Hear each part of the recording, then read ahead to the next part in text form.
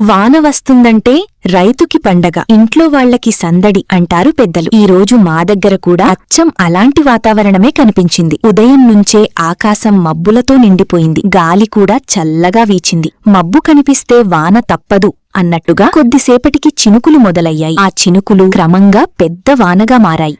వర్షపు చినుకులు నేలపై పడుతుంటే వచ్చిన ఆ మట్టి వాసన, అబ్బా, అది మాటల్లో చెప్పలేని అనుభూతి. వర్షం కురుస్తుండగా మా తులసి కోట, మా ఇంటి మొక్కలు చూస్తే మరింత అందంగా కనిపించాయి. పచ్చని ఆకులపై ముత్యాల్లా నిలిచిన నీటి బిందువులు చూడటానికి రెండు కళ్ళు సరిపోలేదు. చెట్టుంటే నీడ ఉంటుంది అన్న సామెత ఎందుకు పుట్టిందో అప్పుడు అర్థమైంది. ప్రకృతి తన అందాన్ని వాన రూపంలో చూపిస్తుంటే మనసు కూడా తెలియకుండానే ఆనందంతో నిండిపోతుంది. ఇంతలో మా చూపు మామిడికాయల మీద పడింది. వానలో తడిసిన ఆ పచ్చని మామిడికాయలు చూస్తుంటే నోరూరకుండా ఉండగలమా? చూస్తే చాలు తినాలనిపించే కాలం మామిడికాలం అని అనిపించింది. వెంటనే వాటిని కోసుకుని ఇంటికి తీసుకొచ్చాం. అక్కడి నుంచి అసలు కథ మొదలైంది. వాన అంటే వేడివేడి తిండి ఉండాల్సిందే కదా. వెంటనే అప్పడాలు, గొడియాలు, గొట్టాలు అన్నీ రెడీ చేశాం. నూనెలో పడగానే వచ్చిన ఆ చప్పుడు వినడానికి కూడా భలే సరదాగా అనిపించింది. కడుపు నిండితే మనసు నిండుతుంది అంటారు కదా, అచ్చం అదీ ఫీలింగ్. అయితే ఇక్కడొక చిన్న ట్విస్ట్ ఉంది. బయట వర్షం పడుతోంది కాబట్టి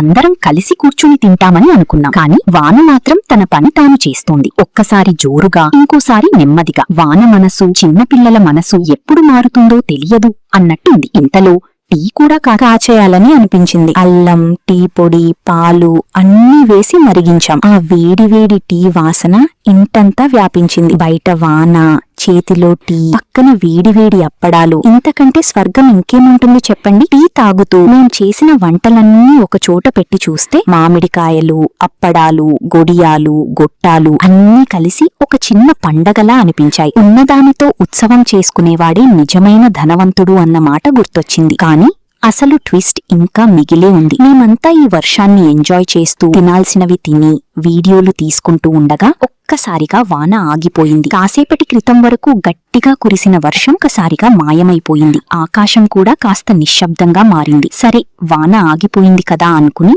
నేను వీడియో తీస్తూ నిలబడ్డాను. అప్పుడు ఊహించని సంఘటన జరిగింది. ఒక్కసారిగా ధడాం, గుండె ఒక్కసారి ఆగిపోయిందేమో అనిపించేంత గట్టిగా పిడుగుపడింది. ఆ శబ్దం వినగానే అందరం ఒక్కసారిగా ఉలిక్కిపడ్డాం. చేతిలో ఫోన్ పట్టుకుని నేను కూడా కంగారు పడ్డాను. ప్రకృతి నవ్వితే పండగ, కోపిస్తే ప్రళయం అన్న మాట అప్పుడే గుర్తొచ్చింది. అయినా ఆ క్షణం మాకొక విషయం నేర్పింది. ప్రకృతి ఎంత అందంగా ఉంటుందో అంత శక్తివంతంగా కూడా ఉంటుంది. వానలోని అందాన్ని ఆస్వాదించాలి, కానీ ప్రకృతిని ఎప్పుడూ గౌరవించాలి. మొత్తానికి ఈ రోజు వర్షం, మా తులసి కోట, పచ్చని మొక్కలు, మామిడికాయలు, వేడివేడి అప్పడాలు, గొడియాలు, టీ, చివర్లో ఆ పిడుగు శబ్దం, ఇవన్నీ కలిసి మా రోజును మర్చిపోలేని జ్ఞాపకంగా మార్చేశాయి. వాన వచ్చిన రోజు కథల జ్ఞాపకాలు ఇంకా ఎక్కువ అంటారు. ఈ రోజు మాకు కూడా అలాంటి ఒక మధురమైన జ్ఞాపకం దొరికింది. వాన చినుకుల్లో తడిసిన ఈ చిన్న ఆనందాలే జీవితాన్ని పెద్ద పండగలా మార్చేస్తాయి.